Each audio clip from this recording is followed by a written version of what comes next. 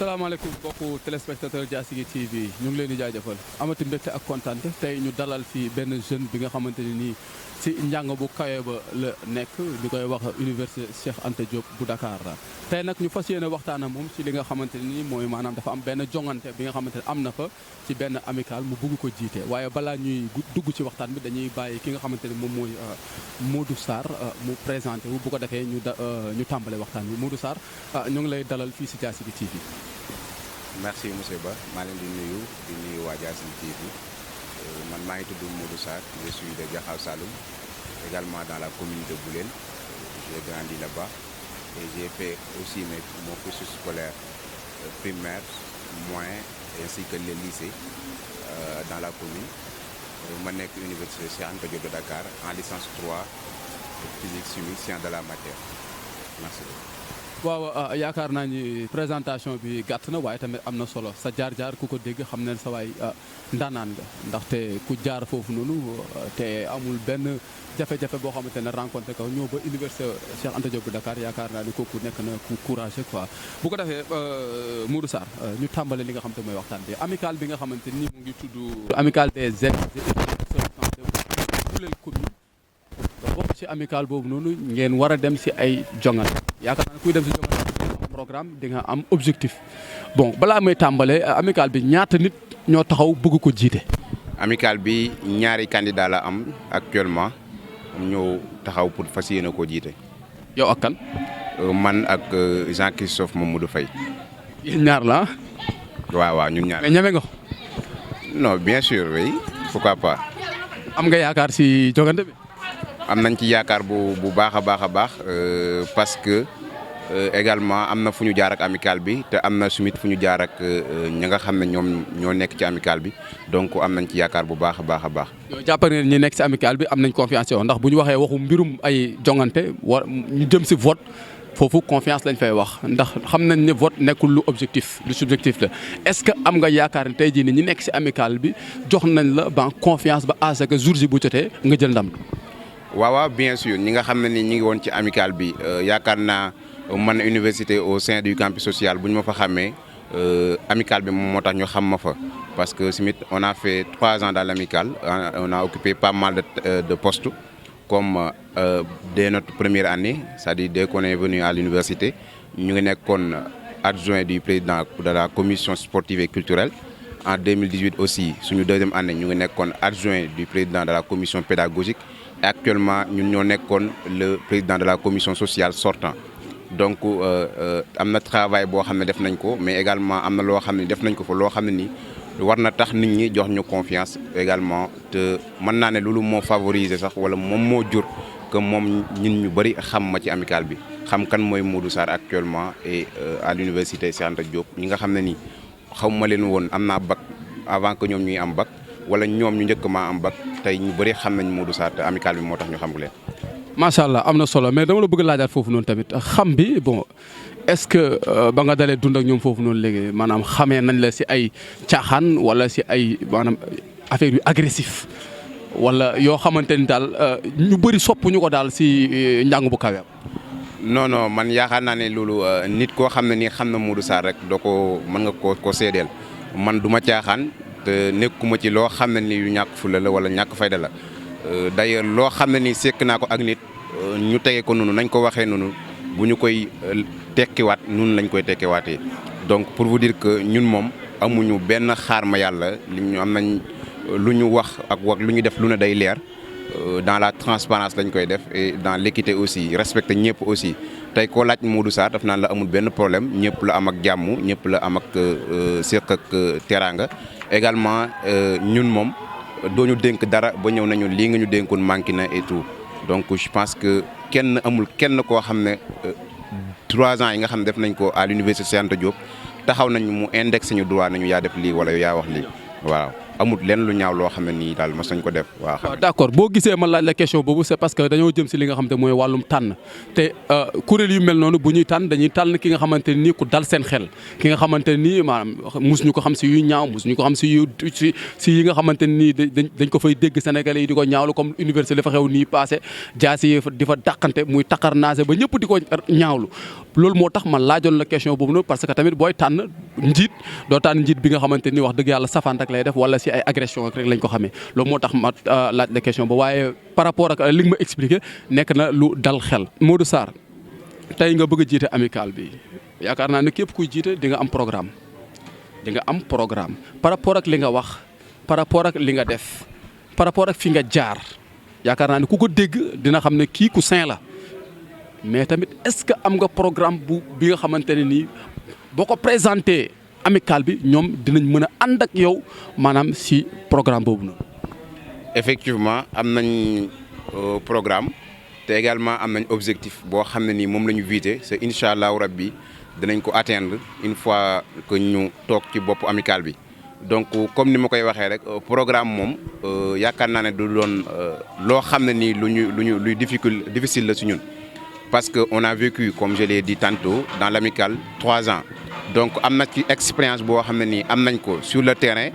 am nañ ci aussi si expérience boo xam ne nii am nañ ko à l'endroit des étudiants je veux dire par rapport ak étudiants yi li ñu dund ak étudiants yi li ñu soxla ñun xam nañ ko parce que on les a côtoyés 3 ans ferme voire même 4 ans. Et également on a occupé pas mal de textes stratégiques yoo xam ne nii yaakaar naa étudiant boo xam ne orienté nañ ko au sein de l'université Anta Diop moom lay gën a bëgg mooy lan wàllum pédagogie ak wàllum social. te on a occupé comme adjoint du président de la commission pédagogique l'année dernière actuellement on est le président de la commission sociale sortant donc lépp loo xam ne étudiant bi soxla na ko ci dëkkuwaay mu mën ko matale ba nga xam ne ni dina réussir dans une très bonne condition yaakaar naa ne xam nañ ko parce que dugalante ak ñoom foofu beneen bis des mooy lu wàllum pédagogie aussi xam nañ ko d'ailleurs on peut dire que notre programme est le meilleur programme de toute l'année ou bien le meilleur programme des années récentes parce que point bu ne mën nañ ne dañ koo jëlee si nit point bu ne mën nañ ci étudiant lañ ko jëlee donc xool ko ensemble def un programme boo xam ne c'est un programme très bien libellé ficelé donc pour mën a satisfaire suñu étudiants yi. Donc dans le volet social nous allons proposer mettre à la disposition des étudiants un appartement qui sera garanti 12 mois sur 12 avec des conditions d'hébergement accessibles à tous les étudiants donc loolu la ñu def. étudiants yi bon nan lañ toll maanaam amical bi lim bi ñaata lañ. Bon lépp war na mat 500 environ 500 étudiants. Les étudiants qui se sont orientés et qui sont actuellement au sein de l'UCAD et dans les autres universités. Donc yaakaar naa ne c'est une grande amicale boo xam ne ni tey waroon na weesu fu mu nekk. Modou Sarr su ma déggee li nga wax nekk na li nga xamante ni bon lu baax si ñi nga xamante ni ñoom ñoo nekk si njàng bu kawe ba mooy maanaam université Cheikh Anta Diop nekk na tamit lu riche un jeune bu mel ni yow gis na ni bon liggéey ba fa ne.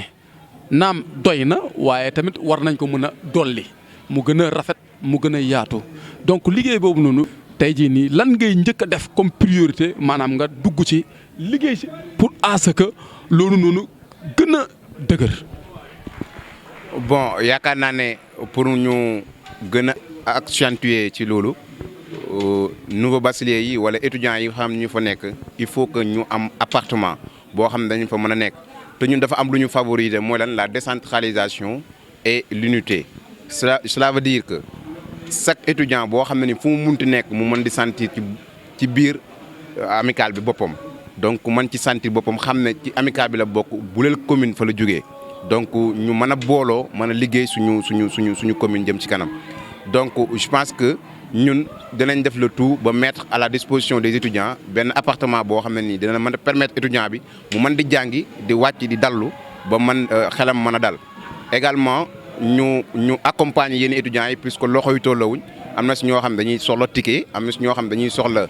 fu ñu fajoo genre boobu noonu ñu accompagner leen ci ba nga xam ne étudiant bi dina mën a am satisfaction mën a am réussite totale parce que comme je l'ai dit étudiant bi bu réussir rek c'est une réussite de la commune. Parce que puisque les étudiants réussissent puisque la commune se développe donc ñun yaakaar naa ne kon war nañ mën a jox cër ak étudiants yi gën leen a mën a taxaw donc dinañ leen pousser ci côté boobu noonu kon muy côté social bi également comme je l'ai dit puisque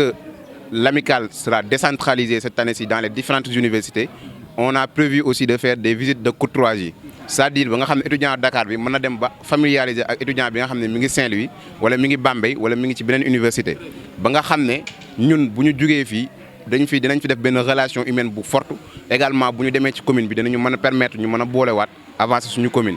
Dans le côté pédagogie aussi, on a prévu de faire des formations en leadership, en développement personnel et en rédaction de CV, comment réussir maintenant un entretien. Donc dañu gis ne étudiants yi souvent dañuy ñëw rek concentré ci benn domaine jàng am seen diplôme. Alors pour embrasser maintenant le milieu de l'emploi, il va falloir ñu am benn bagage yoo xam dañ koy soxla te bagage yu ay formation nga ko mën a am. Donc te formation yi ce n'est pas accessible à tout le monde parce que ñii seen loxo day jot seen gannaaw ñii seen loxo du jot. Donc ñun on va s'organiser de telle sorte que étudiants yi nga xam ne ni am nañ aspiration bi def des formations en leadership ñu jàppale leen ci ba ñu renforcer seen i capacité ba nga xam ne ni bu ñu amee seen diplôme bi ñu doon wut ba pare danañ mën a dem embrasser le milieu de l'emploi directement.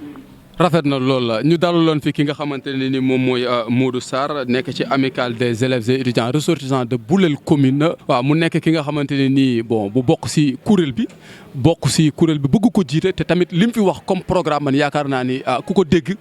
sa xel war na mën a dal ndax nee na nit buy jiite fenn il faut que ñu xool CVM xool jaar-jaaram. bu ko defee am na si ay affaires yi nga xamante ne nii bon jot nañ ko ay. témoignage yi nga xamante ni jot nañ ko waaye balaa ñuy dugg si témoignage yooyu noonu parce que demoon nañ si njàng mu kawe ba am na ay yenn nit yi nga xam ne jot nañ leen di gis jot nañ leen dégg ñoom nag am na lu ñu jot a wax loolu dinañ ko dugal léegi mais balaa ñu koy dugal ban message ngay lancé ñi nga xamante ni ñoom ñooy waa amicale bi pour à ce que ñu mën a ànd ak yow jour du vote bi. Bon man comme je l'ai dit parce que boo gisee wax naa la ko sama biir wax on prône la décentralisation et l'unité donc je pense que. Boulel ñun ñu fa jógee ñëpp ñoo bokk ndey bokk baay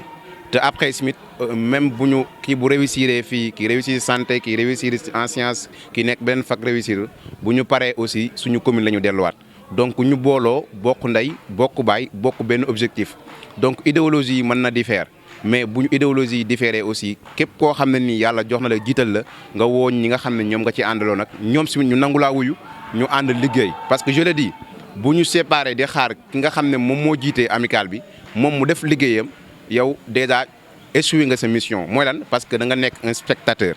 et je pense que tout jeune actuellement doit se comporter comme un acteur de développement donc bu ñu toog di croiser les bras di seetaan war nga mën a bañ a bokk ci amicale bi sax gis luy doxal amicale bi nga soo sa dàll ñëw gis président bi wala nga gis PCS wala nga gis koo xam ne nii am na benn représentation ci amicale bi nga wax ko ñun ñëpp ñu waxaale ko daal di bokk ndey bokk liggéey ñun ñi nga xam ne nii bu ñu demee ba yàlla dénkuñu simit ñoo xam ne dénkuñ ñu parce que dañ fee rawam njàng wala dañ fee ëpp daraja mais dañ ñoo dénk parce que dañ ñoo wóolu am mission boo xam ne dañ ko war a àggale donc ñuy woo ñëpp ñu booloo bokk ndey bokk baay liggéey suñu commune bi jëm ci kanam te j'espère que ñun war nañ mën a réussir loolu parce que fi ñu jógee war nañu mën a jox exemple boobu noonu.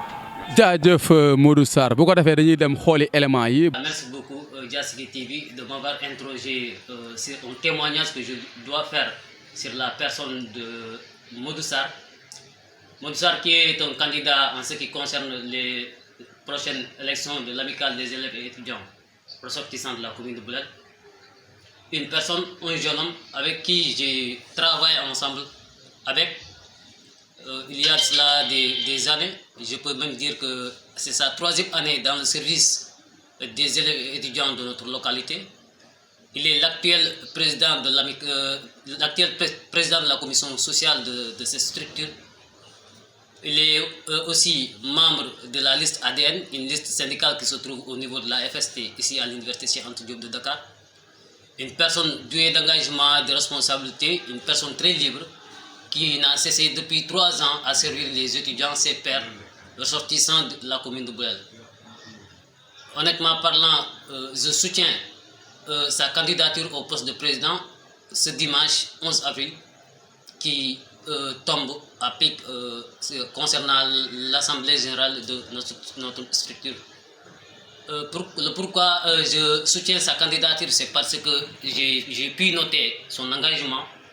J'ai travaillé avec lui en ce qui concerne le logement même des étudiants ressortissants de notre commune. Je peux même dire que j'étais à distance, j'étais au niveau de notre village, mais tous les aspects sociaux de notre structure, il a mené à bien. Il est allé même à loger des étudiants par son propre biais en ce qui concerne sa liste ADN au niveau de la FST. Donc, sans hésiter, je soutiens avec efficacité et avec fermeté la candidature de Modou Sarr. Merci beaucoup. Les candidats à l'élection présidentielle prévue le 11 avril 2021 sous la bannière de l'Association des élèves et étudiants ressortissants de la commune de Boulel. Modou Sarr, un étudiant en physique-chimie à l'université Cheikh Anta Diop de Dakar. C'est une personne que j'ai eu à côtoyer dans le passé. Et j'avoue que c'est une personne vraiment très gentille, avec une bonté et une générosité combinée à une authenticité particulière. C'est une personne qui pense toujours à autrui, un étudiant exemplaire, un étudiant rigoureux, travailleur et dynamique. C'est une personne sympa, mythocrate et très modeste. Je lance un appel solennel à mes frères et sœurs ressortissants de la commune de Boulel de bien vouloir voter pour lui. waa Diassigui TV waaw fekk naa seen teewaay trop ci maanaam li nga xamante ni mooy suñu nekk ci wàllu li nga xamante ni mooy suñu candidat bi ñu yëkkati di Modou Sarr nekk koo xamante ne nii dëgg fa yàlla doon na ko engagé wu trop doon benn jeune intellectuel wax dëgg fa yàlla nekk ci âge boo xamante ni nag foo xamante ne nii bu fekkente ne ci wàllum activité la. mën nañu waxante ne ñun ñëpp ay maas lan mais moom ni mu wanee boppam ak talentam daf ko may maanaam mu yegg fi mu yegg tey jii nii te tey jii li nga xamante ne nii rek mu ngi koy yóotu muy postulé wu candidat tey jii pour nekk président de l'ARBC tey jii wax dëgg fa yàlla dama wax rek ni su fekkente ni yàlla dogal na mu dem ba nga xamante ne nii laaj na ko tamit su ko jotee da ko mérité su ko jotul tamit daf ko mérité ndax liggéey na ci loo xamante ne nii wax dëgg fa yàlla ñun amuñu fayam quoi ba ci man mii di wax tey jii nii am na yoo xamante ne nii xam naa ko ci moom mais nag nit ki lim la wan rek nga mën a xam ci moom te itam wax dëgg fa yàlla rafetlu naa ko trop macha allah li ñu koy ñaanal nag mooy mu jëm sa kanam rek macha allah te yàlla jox ko li mu kii daal def ci lu gën incha allah daal te itam li nga xamante ne nii jour ci jour bi nga xamante ne nii mooy élection yi. maa ngi ciy woo képp koo xamante ne nii rek yàlla dogal na nga nekk koo xamante ne nii jeune nga rek bu engagé wu tey wane tamit sa bopp rek jàppale ki nga xamante ni moom moo di Modou Sarr ci li nga xamante ni moom la yóotu wasalaam. ñu dalalaat fi ki nga xamante ni moom mooy Modou Diagne moom tamit mu nekkoon ki nga xamante ni mosoon na nekk président amical boobu noonu waaye Modou Diagne balaa ñuy tàmbale ci waxtaan bi yow tamit bon ma bëggoon nga wax ñu tuuti Modou Diagne jaar-jaaram. ak nan la def ba nekkoon président amical boobu noonu metti woon na si moom wala mettiwul si moom après bu ko defee ñu duggaat feneen. waaw salaamaaleykum wa rahmatulah waa Diassigui TV maa ngi leen di ziar bu baax di leen remercier ci opportunité bi ngeen ma jox tey pour ma mën a waxtaan ak waa Boulel. di nuyu mbokki Boulel yëpp d'abord di ko commencer ci kilifa diine yi di njëkkee rek ci maam Jamilu Ndaw di sëriñ ci man maa ngi koy nuyu bu baax di teg nuyoo bi ci loxol maam Góor Ndaw di nuyu sëriñ Lahat Mbacké ca Touba Saloum di nuyu également sama papa Ibra Faye ca Bolog Nord donc ci kilifa aada yi maa ngi nuyu le premier magistrat de la ville muy monsieur le maire maa ngi koy ziare bu baax a baax di nuyu également monsieur le ministre Adama Diouf di également président conseil départemental de Kaffrine di nuyu élèves yi ak étudiants yi ndaxte wax dëgg yàlla ñoom ñooy samay mbokk jërë nga jëf waaw. naka nga defoon ba nekkoon président amical boobu noonu. waaw bon ñun nag je pense que comme niñ koy waxee saa su ne rek dañ ne c'est dès les premiers pas de l'enfant que l'on détermine les infirmités qui affecteront demain ses jambes et ses pieds ñun depuis école élémentaire bu Jaxaw Saloum la ñu commencé. di impliqué wu ci association communautaire yi ci mouvement des jeunes yi également bi ñu demee ba lycée de Boulel avec l'aide du proviseur Leyti Fall nekk nañ fa président du gouvernement scolaire durant 2 ans consécutifs bi ñuy ñëwee nag ci université Cheikh Anta Diop de Dakar ñu fekk fa suñu ay mag à l'image de Boursine Coumba Ndoffène Faye que je salue au passage mu teeruñu wax ñu ne créé nañ fi amical boo xam ne depuis 2011 la lenn rek mooy objectif am mooy taxawu étudiant bi ak élève bi ba ñu mën a jàng ci njàng mu mucc ayib ñun tamit suñu engagement comme ni ñu ko defee woon depuis le lycée ñu lancé wu ci liggéey boobu ànd ak ñoom jaar nañu fa nekk secrétaire général ci 2016 2017 ñu nekk président commission sociale ba 2018 ñu laaj étudiants yi li nga xam ne moom mooy les rênes de cette structure ñu dénk ñu ko 2018 2019 ci la ñu yor structure boobu noonu kon foofu daal la ñu jaar ba nekk président structure bi te li taxoon ñu bëggoon ko nekk rek mooy mission bi nga xamante ne moom moo taxoon grand yi créé ko mooy l'épanouissement de l'étudiant et l'élève boulilois dans tout le pays. yaakaar naa ne loolu am na solo trop jafe woon na si yow wala jafewul woon parce que bu mu jógee foofu noonu dafa am beneen question buy ñëwaat. d'accord bon man nag mën naa ne dafa xawoon yomb lool lu taxoon mu yomb parce que c'était pas le travail de Diagne Faye c'était le travail de toute une équipe ki nga xamante ne moom laa doon xëccool élection yi sax ca suba ga bi ñu pare dama ko wax ne ko nañu ànd mu ñëw ñu ànd ñu def ancien structure bi yëpp ñu nuyu leen waxaat leen ne leen yéen ñun mënuñu dara ginnaaw yéen tey ñoom ñëpp ñu àndaat ñëw bokkaat ak ñun combat bi ñu bokk ak étudiants yi également ñu dem ci autorité yëpp dénk leen affaire amicale bi kon tey je pense que loolu réussite yu ñëpp la mais du sama réussite man dong mais également travail yu ñëpp la mais du sama travail yu man dong donc loolu moo tax am na ay réalisation yoo xam ne jotoon nañ ko def donte mosut fi am waaye tamit ndamoo wuñu ko parce que xamoon nañu ne bu doon suñu jëmm ju xeebu ji rek amaana sax du am. rafet na Modou Diagne bu ko defee ñu dugg fi nga xamante ne moom mooy maanaam wax ci am benn ndaw bi nga xamante ni dafa nekk ci amicale bi mu bëgg ko jiite muy wuyoo ci turu Modou Sarr te tamit ba ma defee moom entretien am na ay wax yu ma wax yu dal xel donc tey yow yan kaddu nga ma mën a wax ci moom est-ce que wóolu nga ko pour ñu jox ko amicale bi wala wóoluwoo ko. d'accord jërëjëf tontu ci question bu ma neex la nag parce que foofu la mbir mi toll à vrai dire il s'agit de choisir aujourd'hui bu ñu organiser des élections ci amicale xëy na mënoon na ñàkk mais c'est pour faire preuve de démocratie preuve de transparence pour permettre booy ñoom ñu mën a les étudiants excusez-moi ñu mën a former wu à travers cette structure là pour ñu mën a incarner un certain leadership. alors li may wax ci Modou Sarr je pense que damay commencer rek ci bi mu dugg see université parce que man maa ko dalal à l'université Cheikh Anta Diop de Dakar en tant que nouveau bachelier en 2017 bi mu ñëwee toogul rek di yaacaaxal bàyyi ñu liggéey bi dafa ñëw rejoindre ñu ci bureau bi fépp fu ma mës a gestu gis naa ko sama ginnaaw donc kon loolu rek doy na engagement te man ku naqaree àndal ci liggéey laa parce que heure bu nekk dama koy fëgg nit ñi jóg leen wàcc leen def leen li mais musul toqi musul yoxi beneen bi ci topp mooy bureau bi passé mooy actuellement bureau sortant bi avec le président Aliou Diouf que je salue au passage di ko remercier bu baax ci engagement moom Aliou Diouf Modou Sarr ci la bokkoon adjoint président commission sociale la woon bi président commission sociale bi amee ay jafe-jafey temps maanaam moom ci la ñëw endossé responsabilité bi endossé liggéey bi tey ci loolu firndeel na ci preuve de responsabilité parce que mënoon na daw responsabilité boobu te daw ko parce que lu taxoon mu mënoon ko daw c'était très dur c'était très difficile 2 ans la ñu duré 2019 2020 et 2020 2021 donc ñoom ci diiru ñaari at yooyu ce sont les mêmes ressources qui se sont revenues même jumtukaay yi ñu doon am moom la ñu am donc loolu ñu waroon ci accueillir deux générations de nouveaux bacheliers loger leen 2 générations de nouveaux bacheliers ñu orienter leen mais également ñu intégrer leen dans les différentes universités du Sénégal te tey loolu moom conscient de cette délicatesse là il s'est engagé avec ses amis avec les membres du bureau de l'ARB ñu xeex ba tey ñu mën a def réalisation yi ñu fi def donc loolu du dara lu dul damay dëggal engagement mais également personnalité bi mu nekk aussi nit ku am yar te ku respecte doomu aadama te loolu dafa am solo léegi wax nga ko mooy nite gi loolu daf ci am solo ku respecte doomu aadama ku am yar mais également ku am dal parce que njiit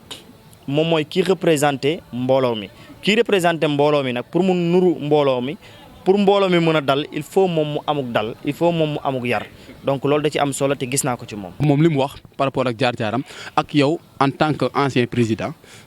musoon jiite kuréel boobu noonu tey boo defee témoignage yi nii si ki nga xamante ne mooy maanaam Modou Sarr kon war na mën a nekk li nga xamante ni lu dal xel étudiants yi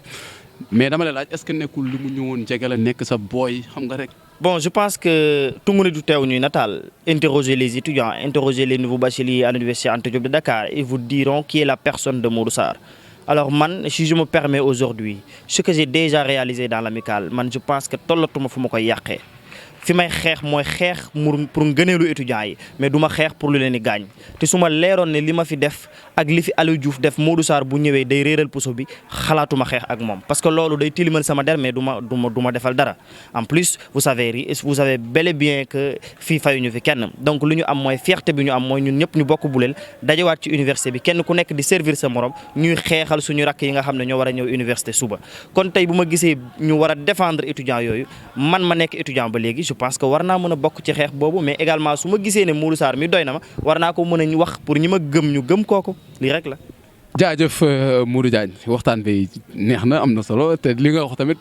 bon teg nga ko si xam-xam di la jaajëfal amoon nañ mbégte ak kontaan tamit dalal la fii nga xamante ne mooy Diassigui TV di la wax lan mooy nekk sa kàddu bu mujj. waaw